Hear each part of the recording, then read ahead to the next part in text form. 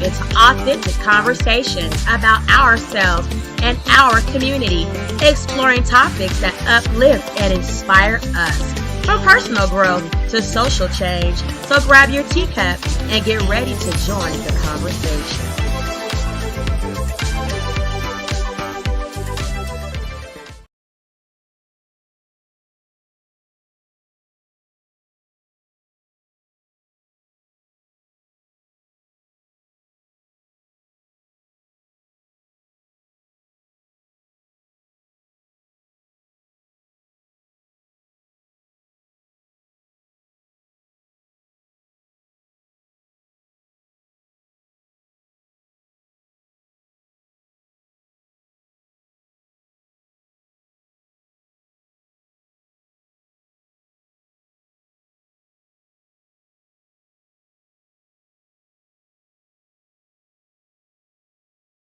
The premiere of her movie, The Perfect Match. She has bruising under her makeup. I took this injuries covered up on a red carpet? Yes, at the Cannes Film Festival. What injuries did you see? A busted lip. She was injured. Where were you? In her hotel room with Larry Sims, her hairstylist.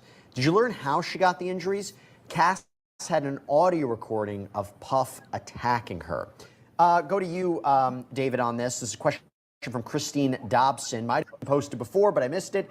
Is the jury sequestered? No, they're not sequestered, but I'll throw this to you, Dave. Do you think they should have been?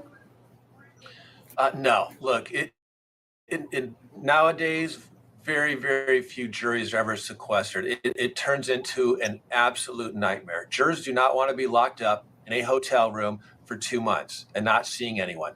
And with social media and the phones and this and that, it doesn't do any good anyways. I mean, it might have worked back in the day when truly they would have no TV in the hotel room and would have no information about the case. But even if you did lock them away, they'd have plenty of information if they wanted to look at it. So there's just no reason to do that. The judge always says, do not read the media, do not read accounts of the case, do not talk to anyone about the case. Every day they get that instruction and hopefully they follow it. Alexis, interesting question, interesting poll. Do you think Diddy's defense genuinely believes they can win this for their client? 58% say no, 41% say yes. Your reaction to that, Alexis? I don't think that they think they can win this. No, I think it's clear that we've got a lot of damaging testimony and evidence, and I think they have some concerns. They've got to do some fancy dancing to convince the jury. I mean, they can have all of the concern that they want for the type of person that Diddy really truly is, but if Diddy has not been federally proven to have done the things that they federally charged him with, they should not federally convict Diddy. I don't care for Diddy. Please don't think I care for Diddy. But I'm looking at Diddy just being another person with charges. I'm listening to what they are, listening to the testimony, and I'm like, okay, well, I hear a lot of shit. Yeah. You know what I'm saying? I see a lot of shit going on. Yeah. But does it fit into where up underneath the charges that they have charged Diddy with? And I'm like, no, I don't see it. I don't see it. You see what I'm saying? Yeah, Diddy potentially blew up Kid Cudi's car. Do we believe he did that shit? Probably so. Have they proved it? No. Okay, he blew up Kid Cudi's car because Kid Cudi was sleeping with Cassie. That's under mob related or any type of criminal syndication of criminal. You know what I'm saying? Like, I just don't see it. I do not see it. Now, if he'd have blew up a warehouse because, you know what I'm saying, it had another person's drugs in it, or somebody was coming to raid it and it had a bunch of drugs in it, or people that were being trafficked, that's a level of arson for a RICO charge. Yeah. Him blowing up Kid Cudi's Porsche. Like, that's what rich niggas do when you piss them off. You sleep with that girl and they don't half-ass really want to kill your punk ass, so they throw a cocktail in your car and blow it up. Like, okay. Regular people, like, okay. You see what I'm saying? So not for nothing, it's not Rico level to us. We're not hearing this shit. Okay, he aped a girl. He aped people, right? Okay, I haven't seen any ape kids. I haven't seen any ape, you know what I'm saying, collaborating witnesses that are like, yes, oh my God, I was around the corner dusting. I took a peek around the corner, and next thing I know, I saw somebody, you know, flailing and wailing, and Diddy's hand was over their mouth, and he was aping them. That's somewhat of some, you know, say credible testimony. But all we got are people saying that it happened and absolutely no evidence.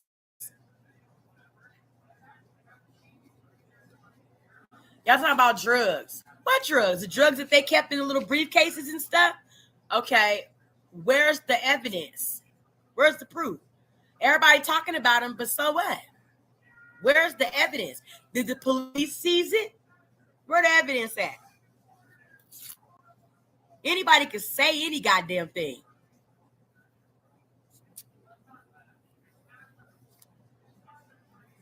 That not to convict him. Got an update from court. Prosecutor asking Mia, how did Cassie sound on the audio recording? There's an objection from defense counsel. It was overruled. Mia said, panicked. I heard the sound of someone getting hit. Did you Yes. go Oh my to God. events? Is it terrible that Diddy's a woman beater and he threatens people to coerce them to do what he wants them to do? Get your ass over there and file that paperwork for me, boy, if I beat your ass type person. Okay. Y'all put Diddy in position to be in power to fucking do what he did. I don't care for Diddy. I ain't never bought a Diddy album or nothing. I like Faith. I like Little Kim. I like Mary J. Blige. I like Day 12. I like R26. I like 112. I love Usher. You see what I'm saying? But I believe our world would have still had those people in it if it was not for Diddy. I like Biggie Smalls. But y'all are the people that put Diddy into the position to be able to manipulate his power to control and do what he's doing to people. Y'all did that shit. Y'all were not thinking about the man behind the monster behind the man, the monster inside the man. Y'all were thinking about that shit. It was Diddy has a position of power. Diddy can be in position of power. Diddy can also put other people in a position of power. And that's just what y'all ran with. Nobody was giving a damn in the 90s when Diddy came out and started hard hitting on the scene with Biggie Smalls and Faith Evans and Little Kim and all of them, right? Who he truly was as a human being. Y'all were not giving a damn about none of that shit. It was, look at who Diddy's putting up on the stage. Let's rant and rave. Let's crave and dance.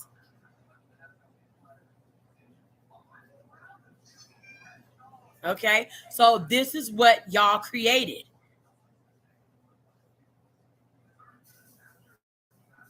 Is it wrong? Yeah.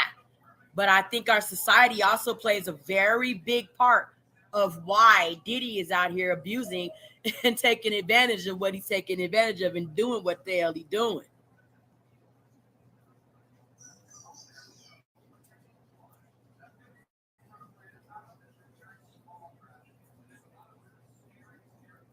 Of Brad Pitt's movie Killing Them Softly. What happened at the premiere? Puff was God. They've been saying that Diddy was this person. They've been saying, girl, Diddy slapped up out of me. When I was at a freak off, girl, I went to use the bathroom and it slapped me into a wall, girl. What'd you do? I went back and got mouth sores. Me and Cassie did. Like, people have been rumoring about Diddy. Been doing it. Y'all just now coming out wanting to bring it to the federal level of indictments. That's on y'all. But we're just following the evidence. And so far, we ain't heard nothing. His nails into her arm and talking low. What would Mr. Combs ask you to do? Oh, y'all keep your teacups up. When you come in the room, get the teacup filled up with all the Diddy live updates with Tanisha Talks Teas. We're on day 10 through 12. Like and subscribe. Kickers, make sure y'all follow. Welcome Kick to the platform, streaming platform that I am on. It's called Kick. Arnica gel. For what? bruises. Talk to us about why that's important for sex trafficking and why that's important for racketeering, Nima. So sex trafficking, you need that force, fraud, or coercion, right? And we've spent a lot of time in this case talking about force and coercion. Coercion being the drugs, holding the sex tapes over her, that extortion, right? She was concerned. Okay, we are hearing that Diddy held, X tapes over people. Where are the X tapes at? And what do they have on them? Because if Cassie was so concerned about him putting out X tapes of her, she wouldn't have beat that nigga to the punch to sue him. Cassie didn't give a damn about what them X tapes had on him. She hit him with what the X tapes had on him and told him that she would blackmail his ass and write a book if he didn't pay her $20 million.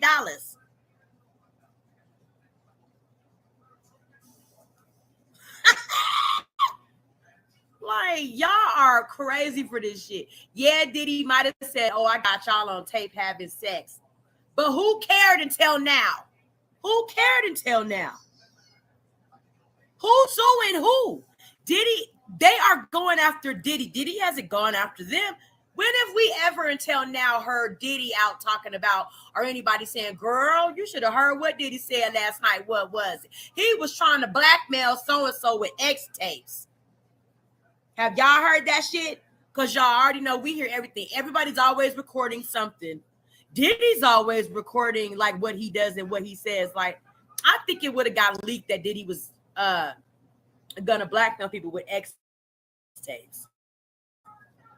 But we do know that the people that are suing Diddy are like, if you don't pay me, I'm going to say what you did to me on these X tapes. Okay. That if she left or if she said no, the sex tapes would be put on the internet or sent to her parents' place of work. And then, of course, for the racketeering, obviously, to the extent that there's violence. Now, obviously, domestic violence, assault, they're not racketeering elements. But if there is violence in connection with kidnapping, for instance, right? Kidnapping someone like Capricorn Clark or someone like Cassie Ventura, that violence, that can all come into evidence to the extent that we're dealing with racketeering predicates. And if this is true, that he's digging... Why? Because he's somewhere beating up on people? He's somewhere slapping people, kicking people, punching people? Okay. Now, one time before they tried to say it was a racketeering charge, federal racketeering RICO charge, that Diddy kick Cassie all in the back at the hotel and all this shit. And now he's running around beating up everybody, stopping people, throwing people off balconies, blowing up cars and shit. It wasn't nothing. But people have been talking about this shit for decades. So now it takes 30 years for somebody to get federally indicted? Since when? I heard of like 6, 7, 8, 9, 10. 30? Takes 30 years to indict Diddy? Oh, please. I think they're sick of Diddy. I think they're sick of Diddy running around here like he King Teddy Strutter. He can sleep with anybody he wants to. He can beat up anybody he wants to.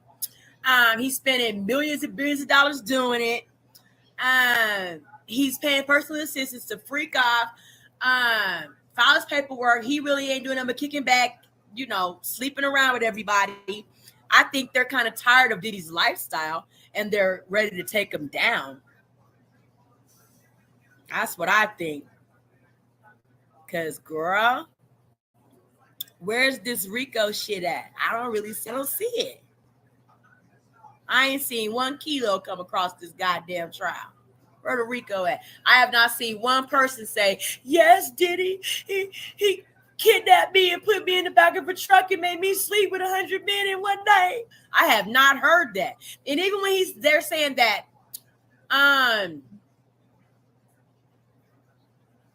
Capricorn Clark said he kidnapped her. How? Did she say she willingly went? He was like, let's go to the park.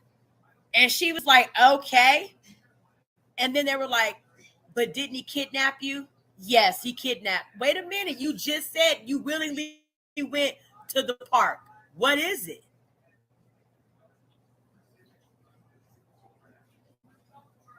He kidnapped you and threatened to throw you off of a bridge. Like, who else was there? Was it anybody else that could collaborate your story? It was just you and Diddy by yourself? And he was threatening you and telling you this, that, and the third? And so what was wrong with Capricorn Clark? He's all alone. Capricorn Clark kidnapping her, threatening her, taking her places to do stuff. He didn't want to ape Capricorn Clark, but he wanted to rape every other woman that came into his sights but her. Wasn't he alone with Capricorn Clark?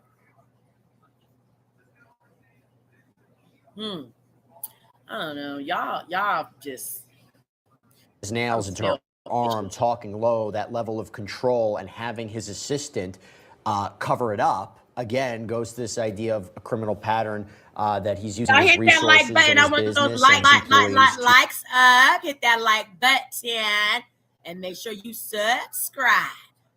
We spilling everything, sipping everything about Diddy, y'all. To further this criminal activity. We have a super chat question from Ever Rios. Thank you so much. Is there no recording at all? Not even the courtroom cam? There is no recording. We do get the transcripts. Thank you for the what we love try on to do on TikTok. Law and Crime, we've been experimenting with a little bit, is we put it into this AI program. So we're creating AI recreations. We did it of the opening statements. We did it of Cassie's testimony. Federal courts, unfortunately, they haven't gotten up to the times, and I think that this is a big problem in terms of transparency, particularly in an important case like this, a case of public interest like this. But we're trying to do the best we can of, putting you in that courtroom as to what's happening with this testimony. Okay, Alexis, question from Merlene Spies. Can witness 3 not get arrested for not coming to court? So they can subpoena her, and yes, she can be held in contempt. I think that the issue that prosecutors have with anytime you want to put a witness that doesn't want to be there on the stand, the testimony can be damaging to the prosecution. So prosecutors are very hesitant to do that, to force a witness that's supposed to be testifying on their behalf to come testify. So you got to balance, you have to balance that. Also, do you want to put someone in jail for not testifying when they've already been victimized? All right, before we wrap things up. And not for nothing, I mean, yes, there are allegations and conspiracy theories about Diddy involved in the murder and death of Tupac and Biggie, and God knows if that is true, and y'all can find evidence on Diddy, please lock him up underneath the prison, because Pac and Biggie were 2 of the best influential rappers we had, and now we were cut short of ever being able to continue to enjoy their entertainment. Okay, so with that being said, do what y'all need to do, but y'all need to do it, because if you want to get Diddy, this would be the time while you have him. If not, you probably won't ever get another opportunity. One last question for all 3 of you. I'm going to take it one by one. This is from Leg 7K. Quick question coming at the end of week 3, going into week 4. Who does the panel think has the advantage so far? Thank you. I'll start with you, Nima. In my estimation, this is the former federal prosecutor in me. The prosecution has a clear edge right now. I mean, between the video evidence and victim after victim that's telling the same story, the jurors might disbelieve one of them, but there's no way they're going to disbelieve everyone. I think we're marching towards a conviction. Let me here, see it. David, your thoughts? Yeah, I'm with Nima. Boy, it's been a powerful, compelling case so far put on the prosecution. And, it doesn't look like it's getting any weaker. Each witness that they put forward each new day seems to have something new and compelling to say. So it's not looking good for the defense. And y'all, one of my kiddos goes to school all year round. Okay. Getting used to that. This is his first year going to an all year round school, but it's a great school. So I'm very thankful that I was able to get him in, and he's in, and he can go to the same school. He's autistic until he's 21 years old. And so we are blessed beyond belief for that. But my daughter is home from school, right? So she is trying to get sprinkles just to open them for no reason. Stop, put them down. Thank you. Back to Diddy, y'all. Back to Diddy. And Alexis, before I throw to you, just an interesting poll result. Do you think Diddy should face any state charges for these alleged crimes? 85% say yes, 15% say no. So even, I guess, putting aside the statute of limitations issues that might arise. So, Alexis, I'll throw back the question from Leg 7K. As we close out this week, who do you think has the advantage so far? The prosecution, but remember, this is their case in chief right now. So if they didn't have the advantage right now, then they would be in some real trouble. That's a good point. Alexis Rosenberg, David Ring, Nima Rahmani, thank you all for taking the time. Really, really appreciate it. All-star panel. Thanks, guys. Thank you. Thanks, Jesse. All right. Bye, Alexis. Now, before we wrap things up, again, we're planning to do these lunchtime shows, take your questions every day of this trial. Again, we want to kind of put you in the courtroom as much as we possibly can. That's why it's great to have Elizabeth Milner on, who's been in that courtroom and giving us kind of a bird's eye view about what's happening. But one of the other reasons that we can do this is because we get incredible support from our partner and sponsor, Morgan & Morgan. This is America's largest injury law firm. And I'll give you an idea here. This is a firm, okay, incredible track record. So they secured a $6 million verdict for a car crash victim in Florida, $13 million for a wrongful auto death in Georgia, and another $6 million for a trucking accident in New York. And mind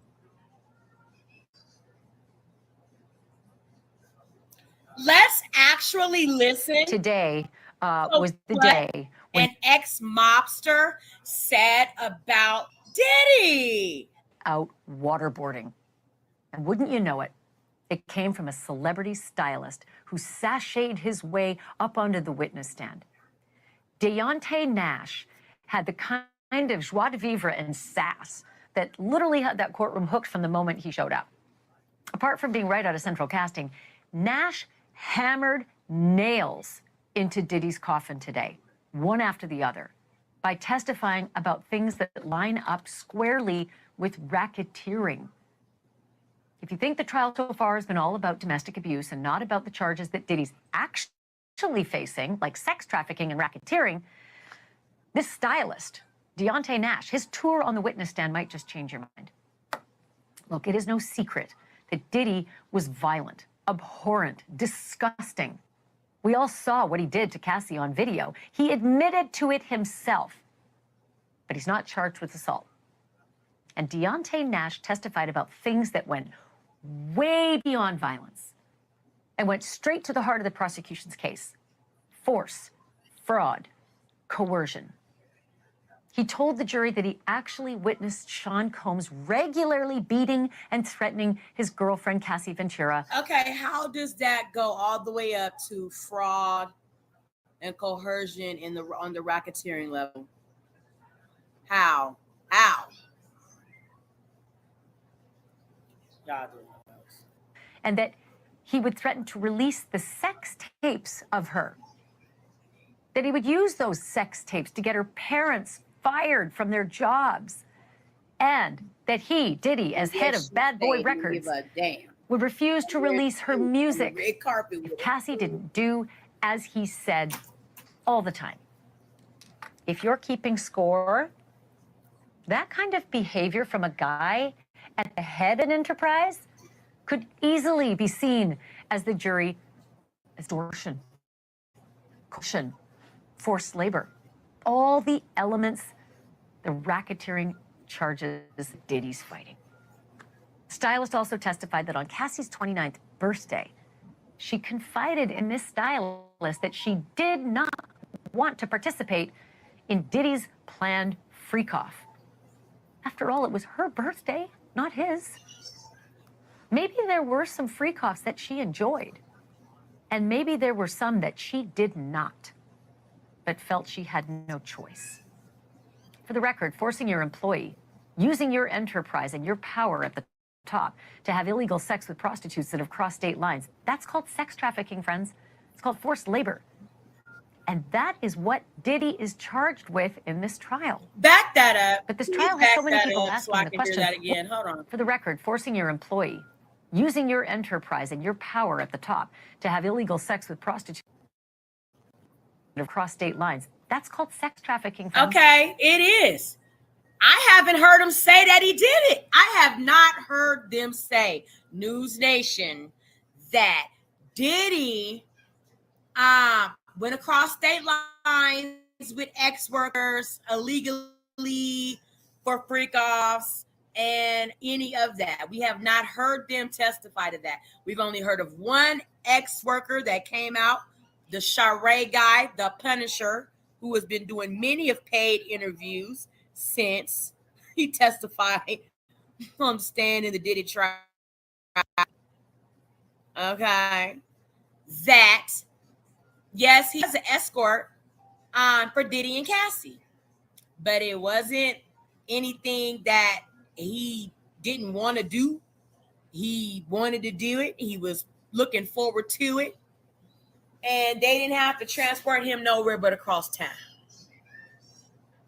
Not across state lines, just across town.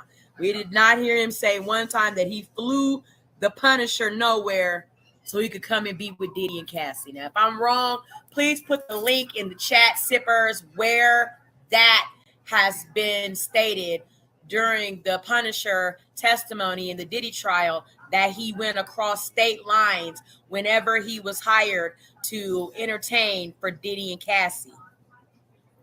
Because I didn't hear that. News Nation is saying that it has been introduced. Okay. That's y'all's money over there at News Nation. If Diddy get acquitted, I ain't got nothing to do with that. I am only ever stating the facts, listening to what the news that also always be having a slant on its ass, but are very, very liable for getting sued. Okay. About whatever is going on. We want all sides, all understandings of the evidence first and foremost. And then you want to hear the predictions of what the outcome could look like. Okay, so we're sipping this tea, y'all. Get your teacups up. Here we go. She's about to pour out her understanding of what the tea is. And then they're also going to have an ex-mobster tell him why he felt like Diddy would not last in the mob whatsoever. Okay, he says, we didn't beat up women in the mob. Called forced labor. And that is what Diddy is charged with in this trial.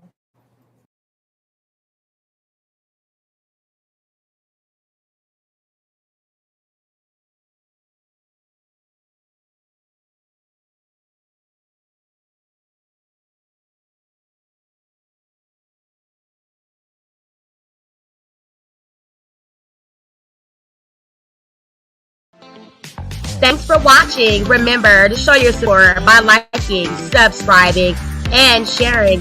It's a blessing. Keep your teacups filled and ready for my next upload. Until then, stay inspired and remember, always stay sipping.